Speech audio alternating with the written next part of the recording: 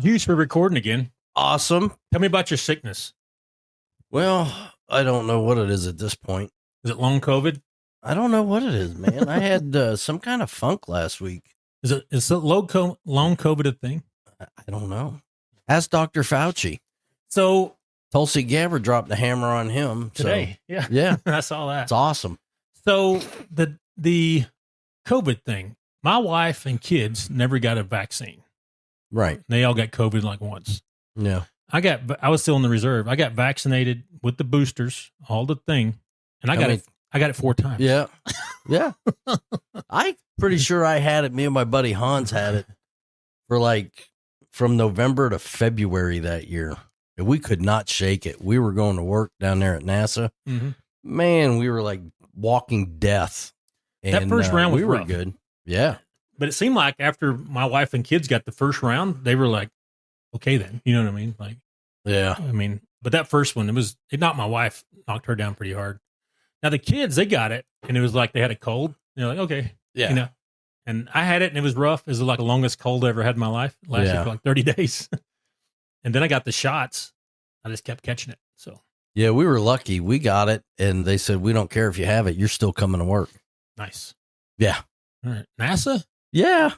All right. Yeah. Because they had stuff to do, right? Yeah. That's when I was making the tiles for the vehicle. Okay. Me and old Hans. Yeah. How long did you work for Knights Armament? Not long, because they suck. Yeah. I remember I messaged you about some stuff. I'm not getting into it here, but yeah. You're like, they suck. So yeah, the weapons, if you see how they're actually made, you really wouldn't want to buy one. So if you have what's called a quote unquote sniper rifle. Yeah. Don't even call those that. And you cannot hold a group in 1 inch pieces, a 1 inch square at 100 yards. That's not a sniper rifle. We got some of them. They were so busted up. We benched them in like, you know what I mean? There was no human error and just pulled the trigger, and they would not hold a group. Nope. And they won't. Yeah. That's why I carried the M24. I was not impressed with the way they were made. I thought they were actually really good weapons, state of the art, everything. Then I got there and seen how they were made. I'm like, oh man, I would not carry one in combat anywhere. It's a heavy piece of crap's what it is. It is. It's good if you're going fishing and you got a John boat. Yeah. 10, 15 of them would be enough to anchor, and you'd be all right. Right. Yeah. Now we had the M24, the Army version of the 700. That thing was good. So yeah. Well, it's a simple gun, Yeah. And, I would carry it in a backpack, get up to my position, and carry an M4, and then get to my position and pull out the sniper rifle. Yeah. So, but instead of carrying the junk. Oh, I'm telling you, Remington 700 bolt action, the Winchester Model 70s, any of the Springfields, Winchester 1917. Enfield P14, any of those bolt action rifles are awesome. Yeah, they're simple. Yeah, absolutely awesome, accurate. No moving parts. No. I've never been a fan of somebody calling a gas gun a sniper rifle. It's a precision tactical weapon, but it's not a sniper rifle. I've shot them, and I'm like, there's no way this can hold a candle to a bolt action. So no, maybe I'm old school. I don't know. So. No. Because when the bolt closes on that bolt action with the locking lugs, it locks in the exact same position. Yeah. When it comes to those semi-automatics, they don't lock in every time in the exact same location. Right. They do not do it. There's some play in there for a reason. Yeah. Right. Because they get dirty and all that stuff. But yeah. Too many moving parts on them. One thing I did find with the gas guns, the dirtier they are, the more accurate they are. Yes. Don't clean it. Don't clean it. You won't hit. Yeah, which is crazy. Yeah, they never got them right, and they ripped the government off for billions of dollars for that weapon system. Yeah, I don't see how they didn't get sued out of the government and say, "Hey, this doesn't work." Well, they've done it before. There's a lot of stuff came back to Knights Armament that didn't work, that were rejected. Okay, and they had to go talk to the man about. Oh yeah, but he's not the owner's not a very nice guy. Really? Yeah. Was he a Navy SEAL? No, he was a nothing. And he's one of the most miserable people to work for. He has no respect for anybody that works for him. Mm-hmm. Well, all right. So today we're talking about more murder today. Yes. Murder. Yes.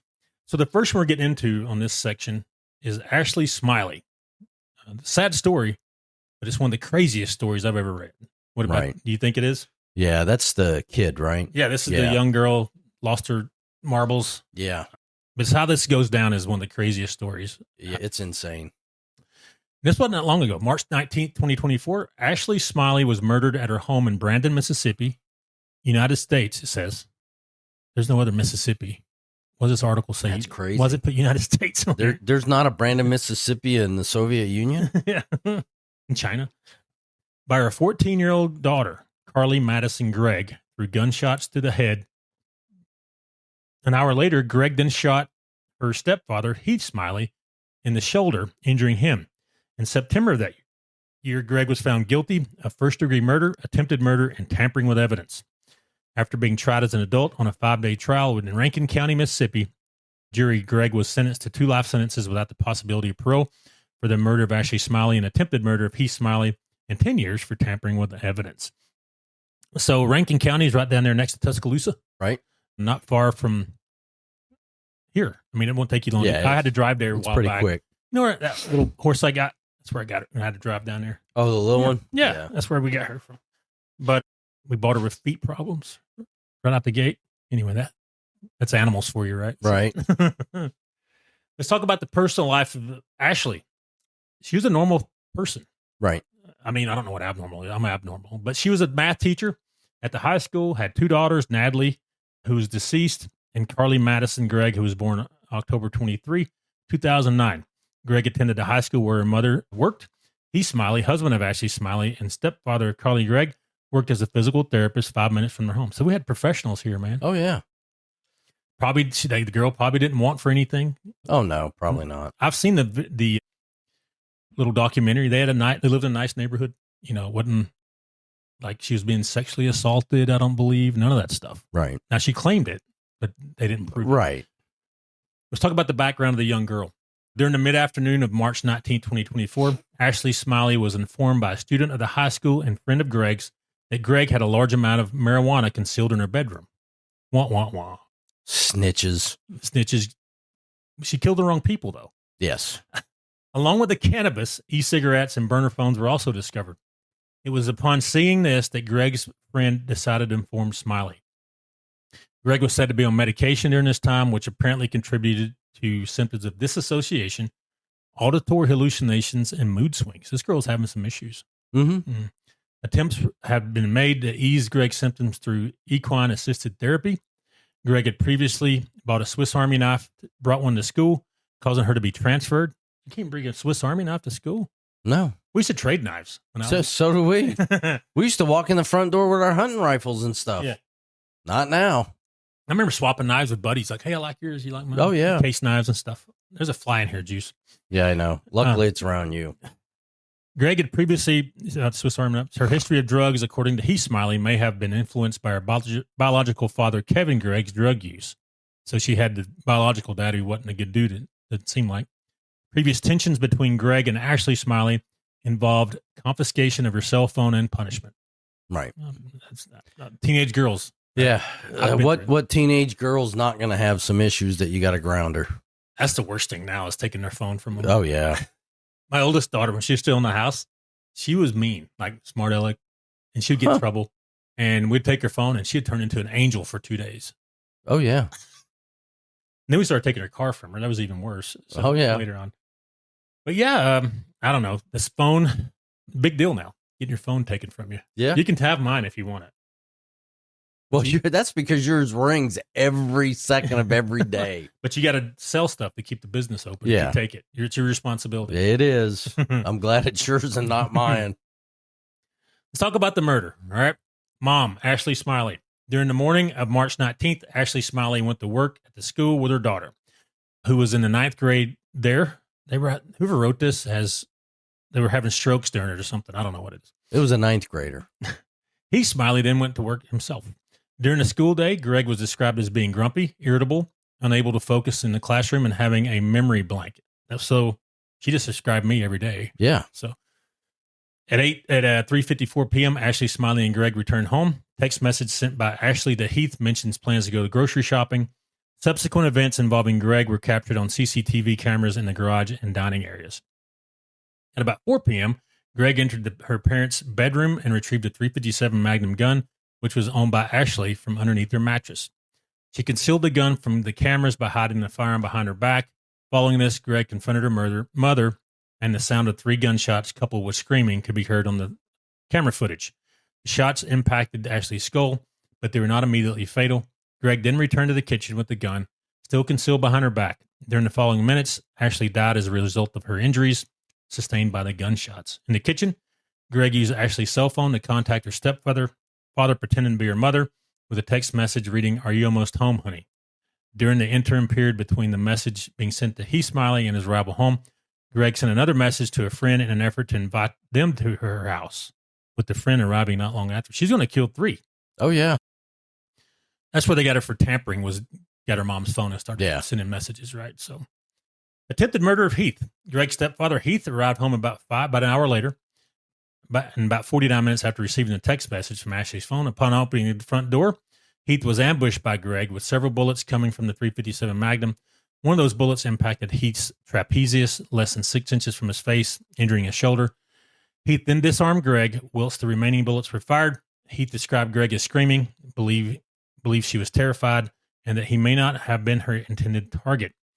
So you come into that, you're going to be confused. Oh, yeah. You're thinking, well, did somebody break in on him? Yeah, you don't know what's going on. But he got the gun from her, right? The camera footage, which was recording in the garage, filmed Gregg running towards the street with an unidentified person in accompaniment. The person was later identified as the person that the girl, invited to the house. So she was ambushing everybody. Yeah. She got mama. Daddy came home. Stepdaddy. Clipped him. He got the gun from her. Yeah. And then Buddy shows up a few minutes later, and she was going to whack him too. Right. Crazy, man. What are your thoughts so far about this girl? She may have had mental health issues. Think so? Maybe 1 or 2. Mental health's a real thing. It is. And if you have a child, I can't stress this enough. Mm-hmm. There's what they call a gene site report. Mm-hmm. If you have a child, anybody for that matter, and they're on any type of medication for anxiety, mental health, depression, I don't care what it is, have a gene site report done. It's a blood test. It will tell you, it'll, just like a traffic light, you have red zone, yellow zone, and green zone for medications. Mm-hmm. Something as simple as Singular for allergies right, could give your child suicidal thoughts. Right. So definitely get that report done. And I don't know what medication she was on, but I'll bet you she was on something. Right. So I take medication for certain things. And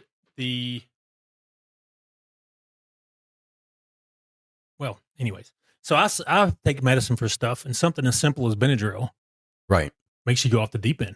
Oh, yeah. I mean, and this girl may have been going through something like that. And she may have gotten one of those meds that's on that report is in her red zone that altered her way of thinking. Right.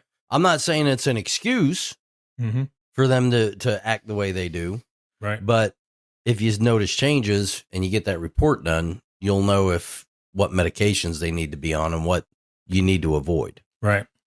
Okay. Yeah. Let's get back to it here. The proceedings. State of Mississippi versus Carly Madison Gregg began on September 16, 2024. They had a Rankin County jury, so local jury. On day 2 of the trial, Smylie told the court his version of the events. The courtroom was reportedly busy due to the publicity of the case. I'm sure it was. Right. I remember this happened too, but I didn't follow it as much as I did the other cases that we talked about. Gregg's attorney had previously filed for the trial to exclude the public and the media, stating that Gregg would not get a fair chance at the trial. Judge Dewey Arthur. If they don't sound like a Mississippi judge. Yep, Dewey. Oh, Dewey and them. Responded by saying he would make sure the trial was open, public, and fair. All right. Yeah, let's put it out there, right? Yeah. I don't care. This is based on a specific Mississippi precedent that supported the media in court, with the Mississippi Supreme Court ruling in favor of this in 2005. You know who don't like to put their courts on TV? Alabama. Yeah, they don't. Because they run them like a kangaroo court? They should, though. They clean up a lot. Yeah. I've been in those before, and I'm like, what's going on here? You know, I'm like, is this real? Some of them remind me of my cousin Vinny, the courtroom scenes. The two youths. it's shameful when the lawyer is telling the judge how this should be going. Yeah. You're like, Judge, this is what's next. Yeah. It's the lawyer from, lawyer's been on the street. It's crazy. And I don't know who we're voting in. All the judges are voted in mostly. Yeah. Everybody really needs to look at who they're voting in. I've been in there. I was down at Calera, and the judge was lost. He was lost as in the sauce, man. And there was a lawyer. He looked like he'd been around a while. He said, "Ma'am, this is kind of what goes next," kind of thing. Getting the court, the day moving along. You know what I mean? So anyway, it was crazy. People are laughing at her and stuff. I'm like, y'all voted this sucker in here, so you live with it. Let's see here. What was her defense? Defense witnesses were heard by the jury on the day of day 3 of the trial. These consisted of Smylie, a minor. That's her brother, I guess. Wait a minute. Smylie, that's the stepdad, right? Yeah. Okay, so the defense used him as well. Okay. And then a minor, all right. Rankin County Sheriff's Office Deputy Tony Shack and psychiatrist Dr. Andrew Clark. State experts gave rebuttals to the following day, including psychiatric nurse practitioner Olivia Lieber, mental health counselor Rebecca Kirk, and forensic psychiatry specialist Dr. Jason Pickett and Dr. Amanda Gugliano. Oh. The rebuttals provided by the state experts conflicted with the testimony given by Dr. Andrew Clark. The long-established McKnighton rules were used in conjunction with Mississippi's legal standards for testing insanity. Insanity is a legal term. It's not a medical term. Do you know that? Right. Okay. Determine whether Carly Gregg met the criteria for such a defense. Gregg's psychiatrist, Dr. Clark, conducted cross-examination with attorney Michael Smith, despite Clark making the court aware of Gregg's depression and auditory hallucinations. He concurred that Gregg had knowingly attempted to cover up the murder when asked by Smith. All right, so she went and she planned this out. Oh, yeah. And then planned the cover up. So she knew what she was doing. Yeah. That's the whole thing of insanity, right? So yep. They later said that she had disruptive thoughts, anger issues, and difficulty sleeping. I've had that. So we all have that. I've had that since the mid-90s. Yeah. So, you don't go kill people, right? I got that from my first marriage. You're always grumpy, Juice. Yeah, I am. I haven't slept good since I was like 23. I don't know. Yeah. Since pain in my body started, those kind of things. Let's see here. Let's see what happened. The verdict on September 20, 2024, after a 2-hour deliberation. So they went and had a sandwich. Came back with coffee and said, yep, she's guilty. It takes that long to have lunch in the courtroom, right? The Rankin County jury found Carly Gregg guilty of the murder of Ashley Smylie, attempted murder of Smylie, and tampering with evidence. After a further hour of jury deliberation, Gregg was sentenced to life in prison. And then she had a bunch of other stuff for the other ones, but the big one was the life in prison. She had been offered a plea deal where she would only serve 40-year sentence. She should have took it. I don't think she wanted it. Why? Maybe she thought in her mind that she had a chance of beating it. Oh man, I know people get mad at people and you kill one another and stab each other. Yeah, there's some consequences for doing it. There are. As of September 20, 2024, Gregg is in prison at the Youthful Offender Unit in Central Mississippi. Just getting mad at somebody. Mm-hmm. Screaming and yelling's good, but going that far, no. Right.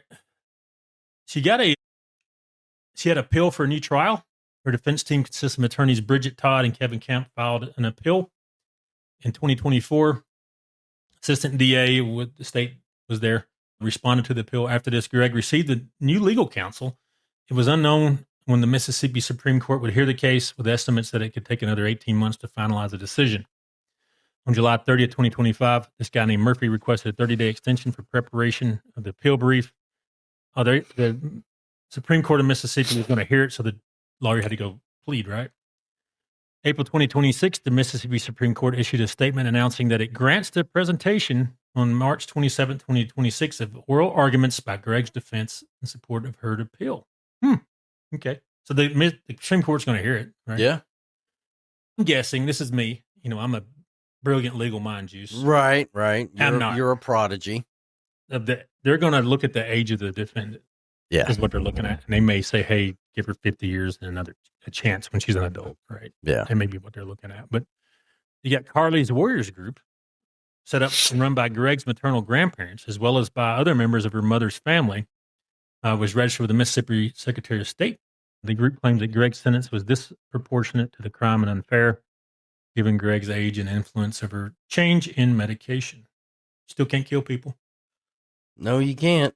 Can't go off with a gun and do things. And again, I'm not saying it's right, but that gene site report is very important.